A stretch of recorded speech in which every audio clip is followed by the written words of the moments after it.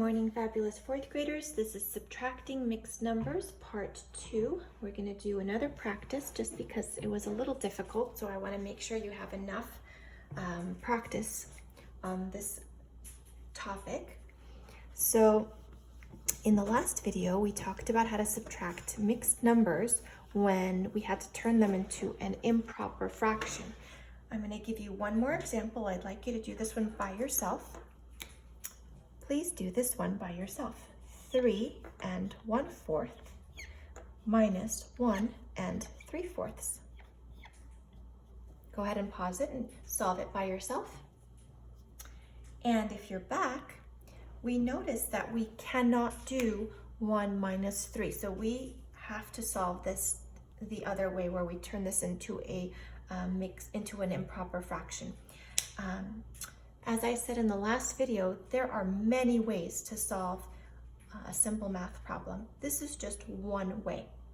So let's see. I'm going to go in this direction, turning both mixed numbers into an improper fraction. Copy the subtraction problem, copy the fraction bar, and first we multiply, then we add. I hope we remember this. 4 times 3 plus 1, 4 times 1 plus 3. That's what we're doing in this order. 4 times 3 is 12. 12 plus 1 gives me 13. The bottom, the denominator, stays the same. 4 times 1 is 4. 4 plus 3 is 7. The denominator stays the same. Let's try that one more time. 4 times 3 is 12, plus 1 is 13. The denominator stayed the same. 4 times 1 was 4. 4 times 1 is 4, plus 3 is 7. The denominator stayed the same. And we just do as the sign says now, because we can subtract this. The denominator stays the same. 13 minus 7 gives me 6.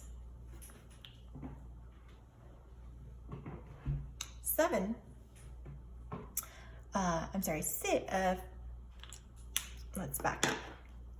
13 minus 7 gave me 6. The denominator stayed the same. Now we can't leave it like this. This is an improper fraction. We cannot have the numerator greater than the denominator. So let's see. 4 times what number comes close?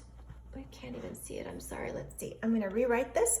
Just remember this number. I'm going to rewrite this here. So 6 out of 4. You can't see it in the video. 6 out of 4.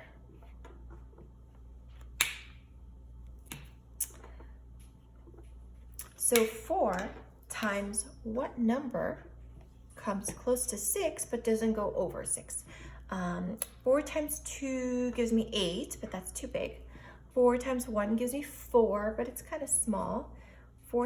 That's the only thing I have left. So it's either 4 times 1 or 4 times 2. So I just have to pick the one that's close without going over. 4 times 1 gives me 4. I subtract. 6 minus 4 is 2. The denominator stays the same. Now, this cannot stay like this because it's not in simplest form. 2 is half of 4. You can guess what that would be. 2 is half of 4th, so the fraction turns into half. The whole number moves over. And if you're wondering how I got this answer, I'm going to explain it right now. I'm going to take this is not in simplest form, right?